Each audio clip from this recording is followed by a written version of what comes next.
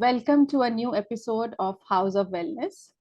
Today we'll be talking about caregivers. I welcome my friend Dr. Samia Khan. She is a medical graduate from Dow Medical College, Karachi. She's the managing director of Mediators Private Limited. Creating awareness about diseases is something that is very close to her heart. She has vast experience of designing and managing healthcare awareness projects and campaigns like breast and cervical cancer awareness, asthma, and other childhood diseases. Promotion of exclusive breastfeeding and diabetes and nutrition campaign is what she's been doing since many years. Welcome, Dr. Khan. It's a pleasure to have you here with us. Thank you so much, and it's an honor being here. Thank you. So, Dr. Khan, my first question to you would be, who is a caregiver?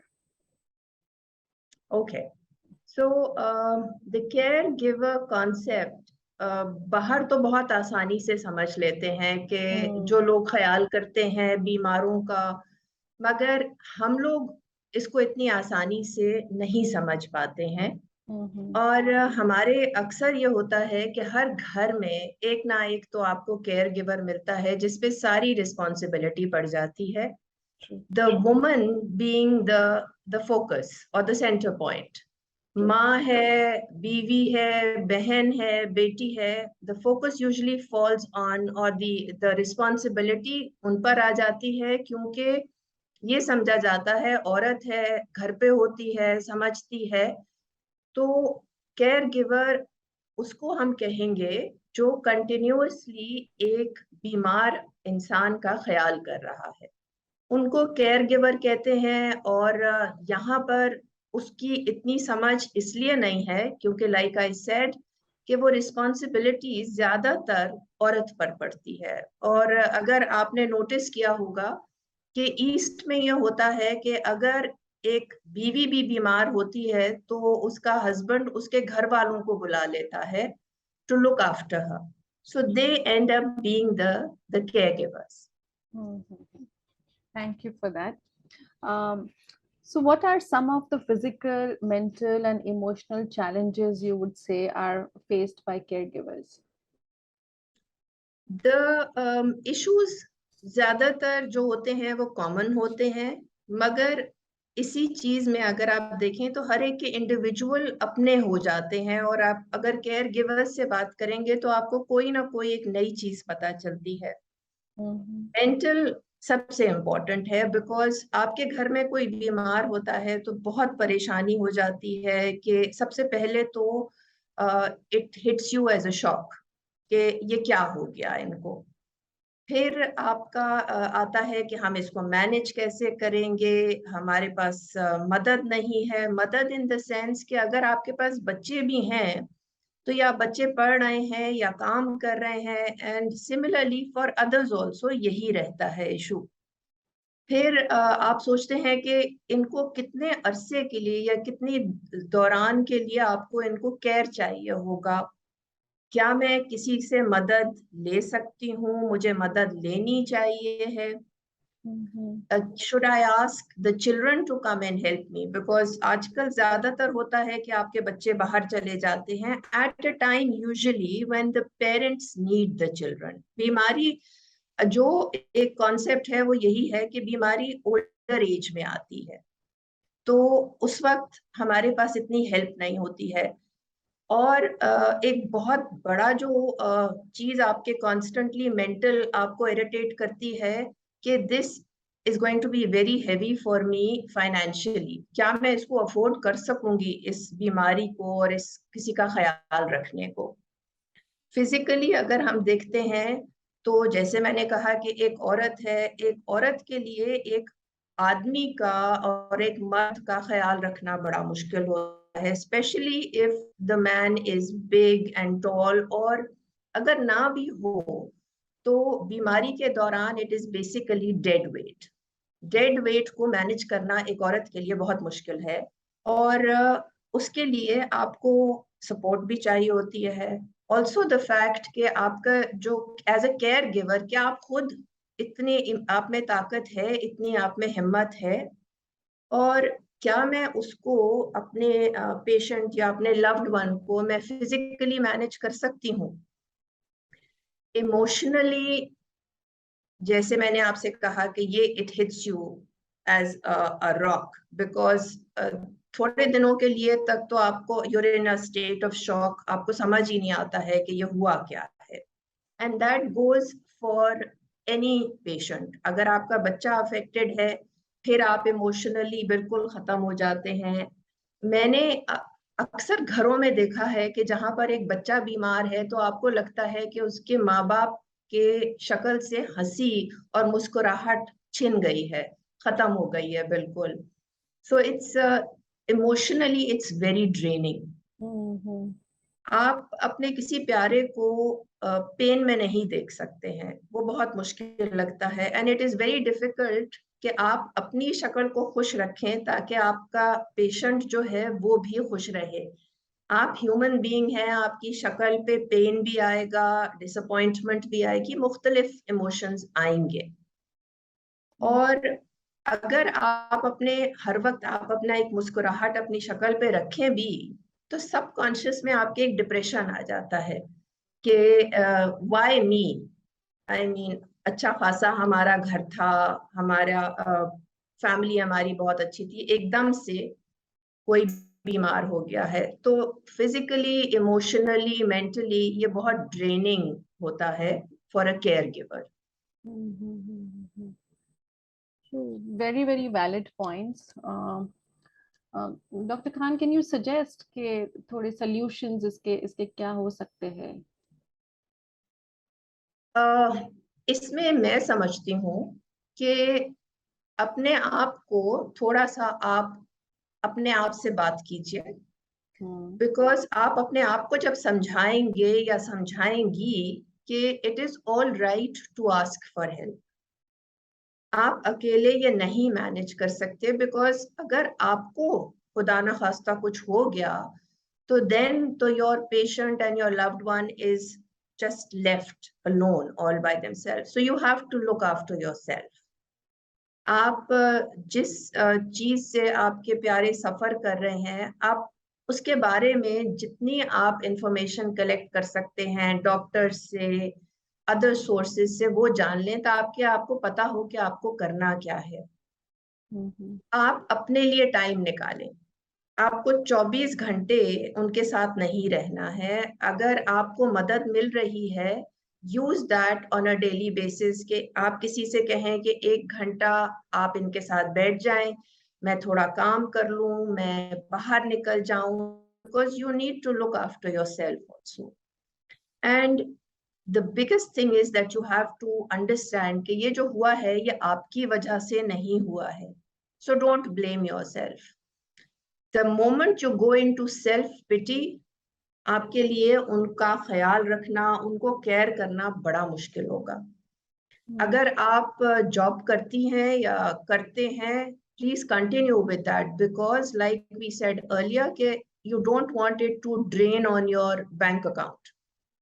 फिर आपके एक और additional problem शुरू हो जाते हैं ना, फिर आपके पास वरी करने को बहुत हो जाएगा। आपको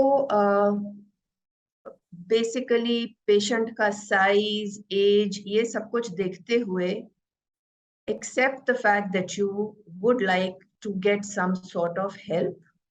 अब इतने ज्यादा आपके पास अपॉर्चुनिटीज हो गई हैं, you can either have a family member, या you can get paid help, या you can get those who are trained. And if you can afford them, कि आप 12 घंटे के लिए बुला लें या 8 घंटे के लिए बुला लें, that also helps a lot. आप अगर जो आपके प्यारों का या लव्ड वंस का डिजीज है, whatever they are suffering from, उसका अगर सपोर्ट ग्रुप है, उसको ज्वाइन कर लें। उससे आपको बहुत सी चीजें पता चलेंगी कि और लोग किस तरह से मैनेज कर रहे हैं। People come up with things. अगर एक पेशेंट है वो सही तरह से फीड नहीं कर रहा है, तो हो सकता है कोई और फैमिली ने एक तरीका डिवाइस कर लिया हो कि हम इनको इस तरह से अगर खाना देते हैं तो ये आराम से खा लेते हैं, हम अगर ये इनको बना कर देते हैं तो इनको हजम हो जाता है। तो ये चीजें जो हैं ये आप सपोर्ट ग्रुप से सीख सकते हैं। आप अपनी फैमिली को कॉन्फिडेंस में लीजिए, उनको बताइए कि ये इशू है, I can not do it alone, I would need your help.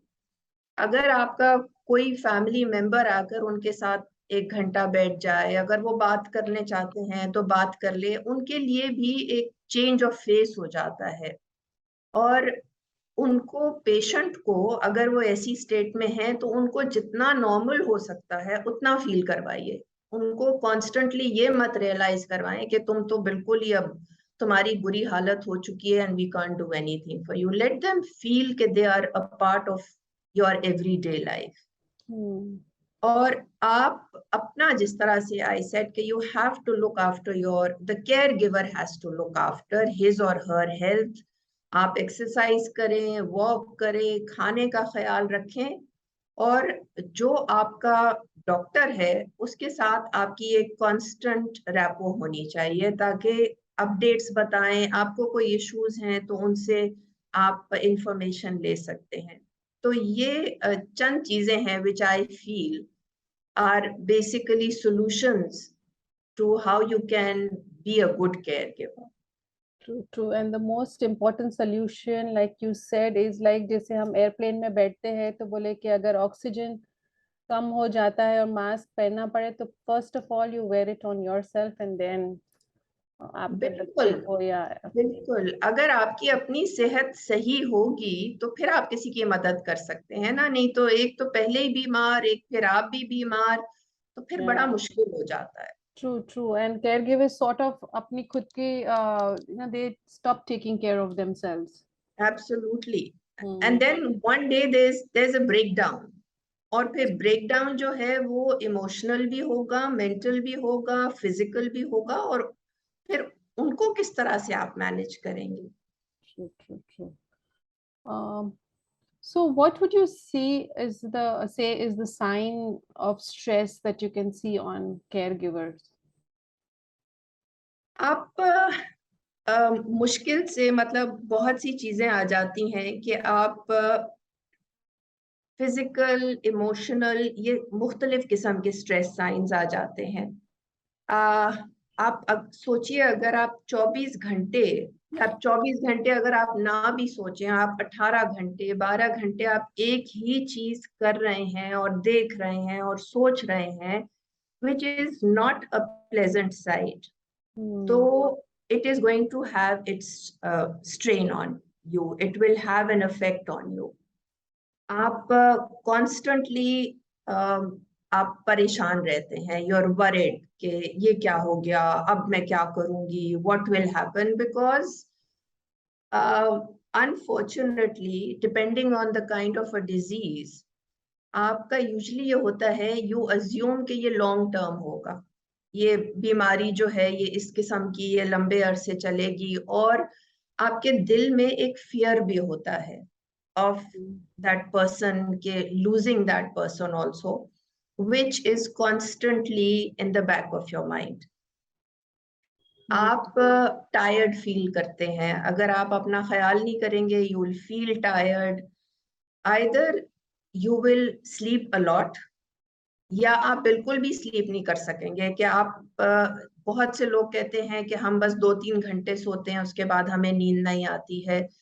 तो you have to change your schedule. अगर आपको दोपहर में 1 घंटे नैप कर सकते हैं तो वो कर लीजिए, it will help you recharge. You have to look after your diet. You can't afford to gain weight, which is not healthy anyway, and you can't afford to lose weight. आप इन चीजों की वजह से आप बहुत इजीली, गुस्सा आ सकता है आपको, आप इरिटेबल हो सकते हैं। तो उन चीजों का नहीं होना मीन्स कि आप अपने साथ किसी की मदद लीजिए। अगर आपके कोई फ्रेंड्स आ जाएं आपके पास और वो आपसे बातें कर रहे हैं, तो थोड़ी देर के लिए वो आपकी टेंशन को रिलीज कर देंगे।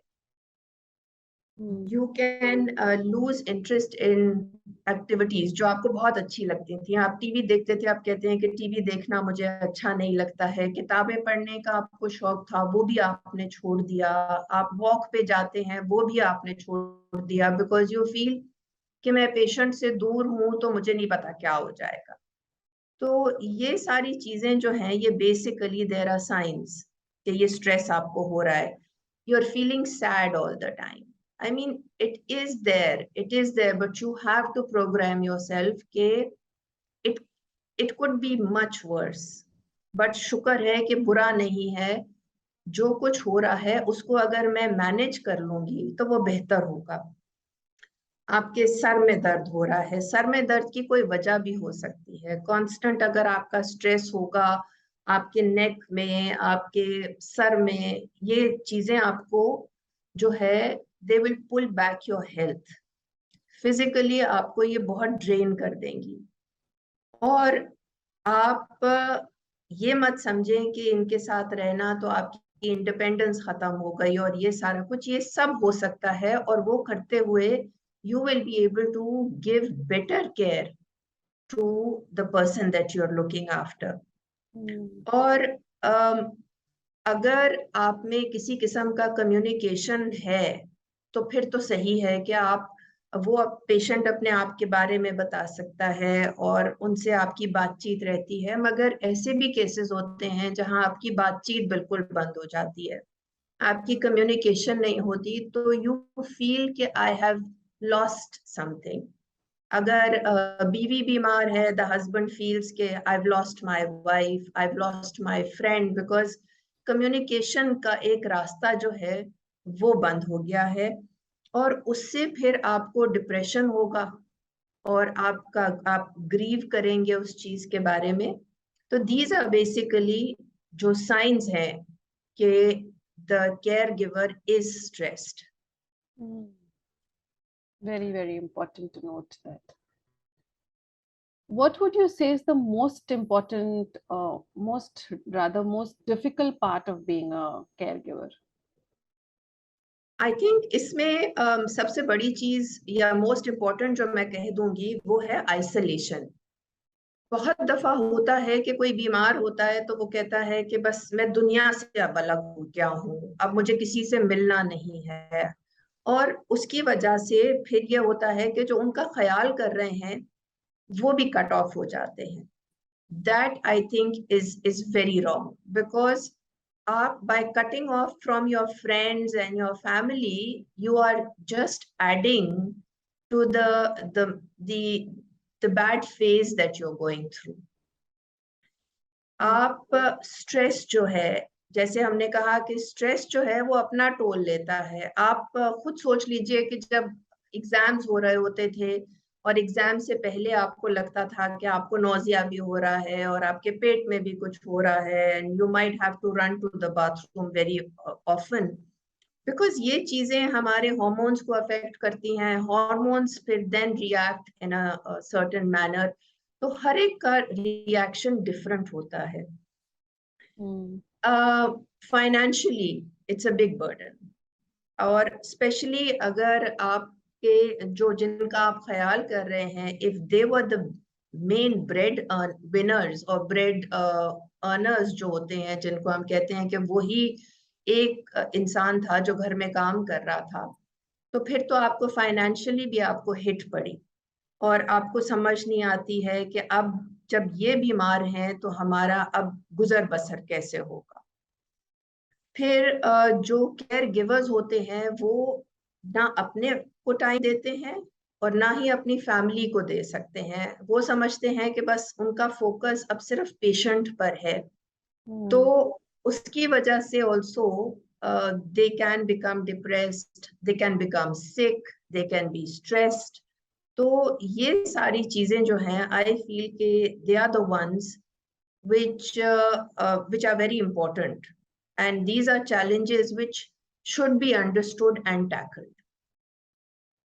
Yes. So, how can caregivers continue to remain strong? There's so many factors that are pulling them down. So how can they continue to remain strong? इसमें आई फील कि सबसे पहले तो when such a thing happens, you have to basically collect yourself. आपको सबसे पहले अपने आप से बात करनी है और आपको बताना है कि this will also pass. This is something that you will be able to manage. It's very difficult. मतलब कहना बहुत आसान होता है और बहुत सी चीजों में हम जिस तरह से कह देते हैं कि बस सब्र करो, सब्र ये कहना आसान है मगर करना बहुत मुश्किल है, और खास तौर पर जिस पर पड़ती है उसके लिए बहुत ही मुश्किल हो जाता है. तो we should support basically the caregivers, और इसमें caregivers खुद इनिशिएटिव लें. they should ask for help. अगर उनको लगता है कि हम नहीं मैनेज कर सकते और हम नहीं कर सकते, I think it's wrong to believe कि I am Hercules और मैं सब कुछ कर लूंगी या कर लूंगा, तो ये भी मैं हो जाएगा, खाना भी मैं कर दूंगा, पका भी लूंगा, देख भी लूंगा. It's not possible. So it's best to ask for help. आपके पास दोस्त होंगे, आपके पास फैमिली होती है, आपके नेबर्स होते हैं, एंड इट्स सरप्राइजिंग कि कितने उसमें से जो होते हैं they really come out and they are there to help you. So आप उनसे मदद लीजिए, उनको बताइए कि this is what I am feeling. आप उनके साथ जिस तरह से सपोर्ट ग्रुप्स जो होते हैं, और आजकल तो बहुत एक ये ट्रेंड आ गया है, बाहर के मुल्कों में तो होता था बट मैंने अब ईस्ट में भी देखा है कि they have support groups, because doctors जो बाहर से पढ़कर आ रहे हैं they are replicating this thing which they've seen greatly helps. Do you mean caregiver support group? Yes.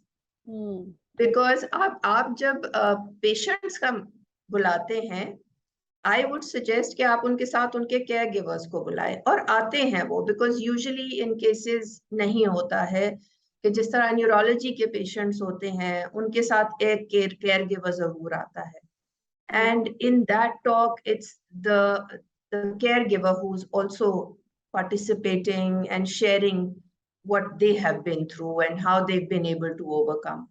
तो बहुत फर्क पड़ता है इससे. It's true. And what do you think they need the most?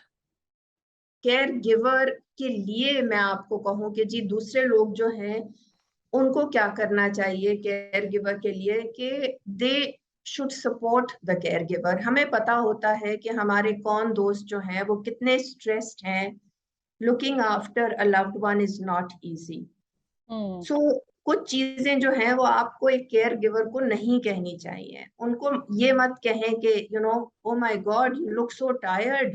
तुम तो इतनी थकी हुई हो, तुम्हें तो आराम करना चाहिए. भाई आराम कैसे वो करे? या तो आप आ जाएं उनकी मदद करने के लिए तो फिर तो वो आराम कर लें, मगर it's very difficult for them to do so.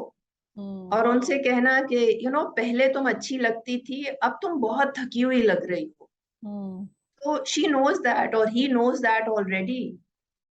And then talking about their loved one who is suffering, कि ये तो अच्छे भले थे, इनको क्या हो गया? अब वो तो हमें नजर आ रहा है ना कि क्या हो गया है. So let's not bring that up. Let's talk positive with them and in front of them, because positivity जो है it brings with it a lot of confidence. If अगर आप किसी से कहेंगे oh wow, you're managing, इतना अच्छी तरह से आप इनका ख्याल कर रहे हैं, उससे उनको थोड़ी सी encouragement और energy और मिलेगी to do whatever he or she is doing. Yes. फिर आप उस पेशेंट को डिस्कस ना करें उसके सामने या उसके केयर गिवर के सामने. हमारी आदत बेसिकली हम समझते नहीं हैं, मगर हम अपने तरीके से ही अपने तौर से हम केयर गिवर और पेशेंट के साथ सिंपैथी शो कर रहे हैं, but it's not sympathy, it's pity actually. And मेरे कुछ दोस्तों ने जब वो बीमार हुए तो उन्होंने कहा कि हम दुनिया को इसलिए नहीं बताना चाह रहे कि हम बीमार हैं because we don't want any pity. We don't want people to feel sorry for us. तो ये चीजें आपको तो नहीं कहनी चाहिए. फिर लोग कहते हैं कि भाई यहाँ पे रखा हुआ है, इनको मुल्क से बाहर ले जाओ. Not everyone can afford to go abroad. Not always is there a cure for whatever that person is undergoing. तो फिर you have to make the best of what you have. इधर जो आपके पास इलाज है. Right. फिर कहते हैं कि तुम ज्यादा फिक्र ना करो. अब फिक्र एंड परेशानी और ये सारा कुछ जो है ना, ये मेरे कंट्रोल में नहीं है. ये होता है. Some people deal with it better than the others.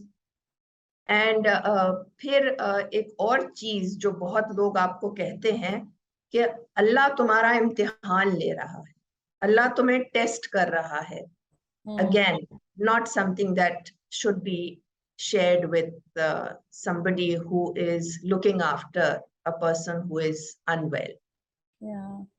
And also one more thing comes to my mind apart from all the things that you mentioned is that कभी जो पेशेंट है, जो बीमार है, उनको मिलने आते हैं और फिर they ask the care giver कि क्या उनको समझ पड़ रही है क्या हो रहा है उनके साथ, you know what's happening to them, can they understand what we are saying? Absolutely, because in cases जहाँ पे कम्युनिकेशन रुक गई है या किसी वजह से होता है, स्ट्रोक के पेशेंट्स होते हैं, अल्जाइमर्स के होते हैं, उनके फेजेस होते हैं. ऐसे वक्त पे वो किसी वक्त पे वो बिल्कुल अच्छी तरह से समझ रहे होते हैं और किसी वक्त वो बिल्कुल नहीं समझ रहे होते. तो ये बात मत कीजिए, बिकॉज आपको नहीं पता कि उस वक्त उनका कौन सा फेज है. तो True. And also like I have heard that जो कोमा में भी होते हैं वो भी सुन सकते हैं कि आप बात कर रहे हो, तो whatever phase that they are in, probably they can listen to what you're saying. So absolutely, absolutely. और इसका मैं आपको एक छोटा सा बताऊं. एक साहिबा का मैंने पढ़ा था कि she was undergoing an operation. And so she was under general anesthesia, and the doctor made a comment, and when she woke up she told the doctor, I did not like your comment. So he said, what did you say? What did I say? So he says, तुमने कहा था कि देखो ये औरत में कितनी ज्यादा मोटी औरत है. And she heard that. अब हमारे ख्याल में तो जिसको जनरल एनेस्थीसिया दिया वो तो दूसरी दुनिया में पहुंचा हुआ है सोते हुए. तो this person is alive, the person is sitting, उसके लव्ड वंस हैं और उनके लव्ड वंस को भी बहुत तकलीफ पहुंचती है इस चीज से. True. Yes, true. Thank you, Dr. Khan, for coming to our channel and giving us इतने detailed और pertinent information regarding caregivers और जो challenges वो face कर रहे हैं उसके बारे में. Thank you. Thank you so much, and this is going to be very useful. हमारा channel senior citizens को cater कर रहा है, and a lot of them have caregivers with them. So this is going to be really helpful and great information. Thank you so much for sharing with us. And cheers to wellness. To wellness, may no one ever fall sick. Amen.